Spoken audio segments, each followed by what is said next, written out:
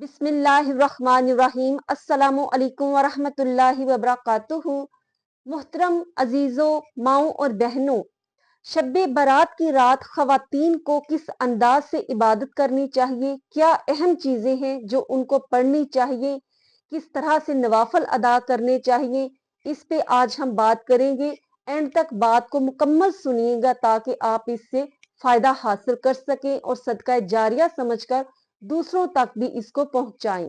अल्लाह अज़्ज़ व जल ने बहुत से ऐसे आयाम रखे हैं जो कि अपनी फजीलत के लिहाज से, तारीखी कुछ वाकयात के लिहाज से बहुत अहम हो जाते हैं। बाज लोग कहते हैं कि रात, किसी भी रात को इबादत के लिए मखसूस कर लेना ये जायज नहीं, ये बेहतर नहीं। हालांकि बहुत से ऐसे आप देखते हैं कि ईद उल फित्र है, ईद उल अजहा है और जुम्मातुल मुबारक है, दूसरे आयाम से जुमा के दिन को ज्यादा फजीलत दी गई है। इसी तरह से 10 मुहर्रम उल हराम है, हजूर सल्लल्लाहु अलैहि वसल्लम की आमद का महीना रबीउल अव्वल है और भी बहुत से, शब्बे कदर की रात है, मिराज शरीफ की रात है। ये तमाम रातें जो हैं, तमाम आयाम जो हैं, जिनमें कुछ ऐसे तारीखी वाकयात हुए, किसी को बहुत ज्यादा फजीलत हासिल हुई, किसी नबी को, किसी सहाबी को, तो वो दिन अपनी फजीलत के लिहाज से, अहमियत के लिहाज से बहुत ज्यादा अहम हो जाता है बाकी रातों की निस्बत से। वैसे तो अल्लाह अज़्ज़ व जल तौफीक अता फरमाए, हर रात ही इबादत की रात है। अल्लाह अज़्ज़ व जल ने इंसान को अपनी इबादत के लिए पैदा किया, इंसान को और जन्नात को। तो हर रात ही अल्लाह अज़्ज़ व जल तौफीक अता फरमाए कि हम शब बेदारी कर सके। लेकिन वो रातें, वो आयाम जो बहुत अहमियत रखते हैं, अपनी फजीलत रखते हैं, उनमें खास वाकयात हुए हैं, वो कुछ ज्यादा फजीलत रखते हैं कि उनमें ज्यादा शब बेदारी की जाए, ज्यादा अल्लाह अज़्ज़ व जल की इबादत की जाए और अपनी बख्शिश का वसीला हमारा बन सके। इसी तरह ये भी रात, शब्बे बारात की जो रात है, इसमें इससे बेहतर हमारे लिए और क्या चीज होगी कि जबकि हमारी मुकद्दर का फैसला ही लिखा जाना होता है इस रात में। न जाने क्या हमारे नसीब में लिखा जाना है। इससे बहुत ही ज्यादा अल्लाह अज़्ज़ व जल की बारगाह में न्याजमंदी के साथ, आजिज़ाना और बंदगी के साथ उसकी बारगाह में सजदा रेज होना चाहिए कि ए बारी ताला, हमारे नसीब में खुश नसीबी लिखना, हमारा शुमार खुशबख्तों में करना, बदबख्तों में ना करना। तो आज की रात बहुत ही अहम रात होती है और ख़वातीन को बिलखसूस एक मखसूस अंदाज से इसमें इबादत करनी चाहिए। बाज ख़वातीन जो हैं वो महाफिल पे जाती हैं रात को, और कुछ जो हैं वो घरों में नवाफिल अदा करती हैं। और जाती मेरी राय तो यही है कि जो अकेले इबादत करने का लुत्फ है वो ख़वातीन के लिए इज्तिमाई इबादत करने में नहीं होता। क्योंकि जब बंदा अल्लाह अज़्ज़ व जल की बारगाह में तन्हा होकर उसके साथ राजो नियाज करता है, उसमें ज्यादा दिल जमी हासिल होती है, ज्यादा बंदे का दिल जो है उसमें ज्यादा यकसुई हासिल होती है और पुख्तगी के साथ, इरादे के साथ बंदा अल्लाह अज़्ज़ व जल की बारगाह में सजदा रेज होता है, ध्यान नहीं भटकता। जबकि हम जब बहुत से लोगों में इज्तिमा में होते हैं तो वहां पर खास तौर पर खवातीन में ये चीज होती है कि एक दूसरे से बातें करना, इधर उधर वक्त बहुत ज्यादा वेस्ट होता है। तो अगर आप गली मोहल्ले में कुछ अरेंज करते हैं मिल बैठने का कि नींद का गलबा ना हो, तो उसमें भी बेहतर है। लेकिन इस रात में अपनी तन्हाई अल्लाह के साथ जो है उसके लिए भी जरूर वक्त निकालें, तन्हा भी नवाफल अदा करें और तन्हा दुआ करें और उसके हजूर अश्कबारी के साथ फरियाद करें, जो भी हाजत हो, जो भी इल्तजा हो। तो सबसे पहले जो शब्बे बारात का वक्त है वो मगरिब के नमाज के फौरन बाद ही शुरू हो जाता है और सुबह तुलुए फजर तक रहता है। तो सबसे पहले नमाजे मगरिब जब अदा करें, उसके फौरन बाद 6 नवाफिल जिनकी बहुत ही फजीलत बताई गई है वो अदा करें। 2-2 नफल अदा करने हैं। पहले 2 नफल अपनी दराजी उम्र की नीयत से अदा करें, उसके बाद एक दफा सूरह यासीन पढ़ लें, یا سورہ یاسین نہیں تو 21 دفعہ قل هو اللہ احد یہ پڑھنا ہے۔ اس کے بعد پھر 2 نفل ادا کریں، اس کے بعد پھر 2 نفل ادا کریں اور نیت یہ کریں کہ جو بھی رنجو غم ہیں، جو بھی بلائیں ہیں، مصیبتیں ہیں، وہ دور ہو جائیں۔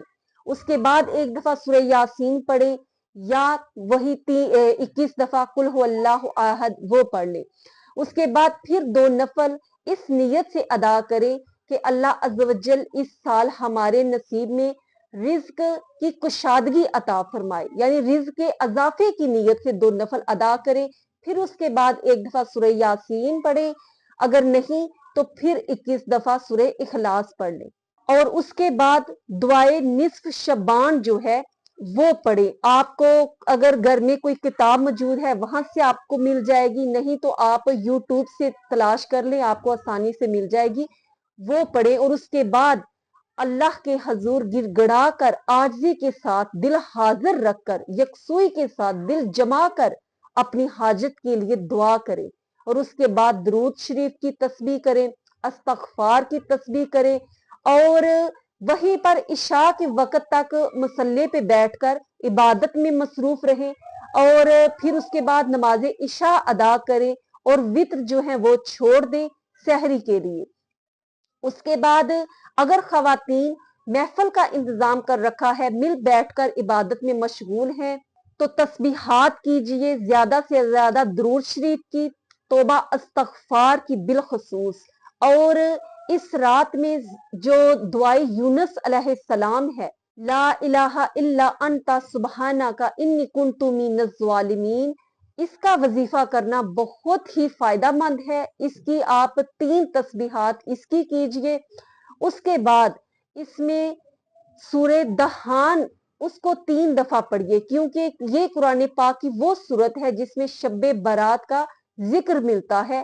اس شب برات کو اس سورت میں لیلۃ المبارکہ کے نام سے یاد کیا گیا ہے، اور مفسرین فرماتے ہیں کہ لیلۃ المبارکہ سے مراد شب برات ہے، جو کہ یہ دوزخ کی آگ سے، گناہوں سے چھٹکارے کی رات ہے۔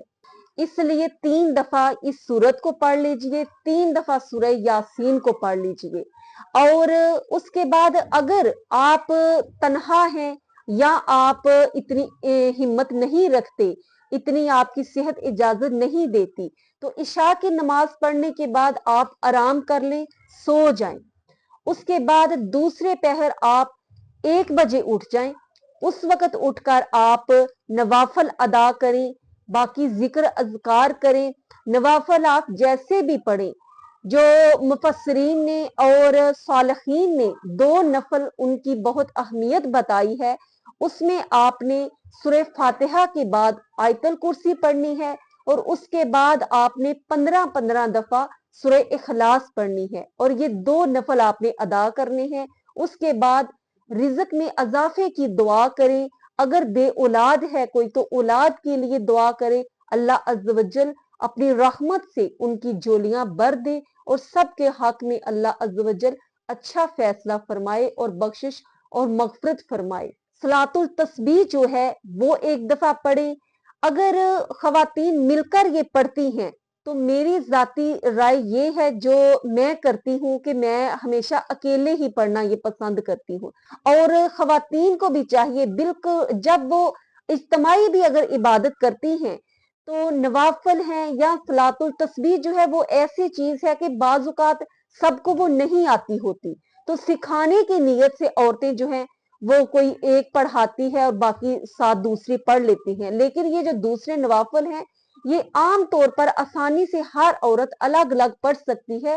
زیادہ سے زیادہ کوشش کیا کریں کہ اپنا الگ الگ پڑھنے کی کوشش کیا کریں، یہ زیادہ فضیلت کا باعث ہوتا ہے۔ اس کے علاوہ اہم بات جو میں آپ سے یہ کہنا چاہ رہی تھی کہ نوافل کی بجائے اگر کوئی ماں بہن اپنی قضا نمازیں جو رہ گئی ہیں وہ ادا کرنا چاہتے ہیں تو وہ بھی بہت ہی زیادہ فضیلت کا باعث ہے، کہ نوافل تو ایک نفلی چیز ہے، جو فرض چیز ہے وہ نماز ہے۔ اگر آپ کی نمازیں رہ گئی ہوئی ہیں، کچھ دنوں کی ہیں یا پچھلی ہیں، اور اگر آپ وہ ادا کرتی ہیں تو یہ بھی بہت ہی فضیلت کا باعث ہے، اور آپ अजर अजीम की मुस्तहिक ठहरेंगी। और अगर नवाफिल ना भी पढ़े, सिर्फ आप कज़ा नमाजें ही पढ़ती रहे, तो अल्लाह अज़्ज़ वजल बख्शने वाला है, बहुत ही रहम फरमाने वाला है। ये आपके लिए अजर अजीम का बायस बनेगा इंशाअल्लाह। उसके बाद जो वितर आपके थे वो आप अदा कीजिए, तहज्जुद अदा कीजिए। आज अल्लाह ने आपको मौका दिया है, ये नहीं कि जो पढ़ते हैं बस वही तहज्जुद पढ़ सकते हैं।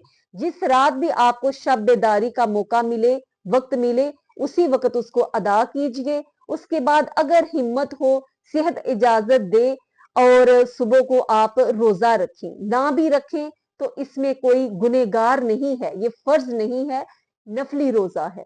अल्लाह अज़्ज़ वजल हम सब की बख्शिश और मग़फ़िरत फरमाए और हमारा शुमार सैयद लोगों में फरमाए, सईद लोगों में, जो कि खुश नसीब लोग होते हैं। तो अपना ख्याल रखिएगा, मुझ गुनाहगार को भी दुआओं में याद रखिएगा। अस्सलामु अलैकुम व रहमतुल्लाहि व बरकातुहू।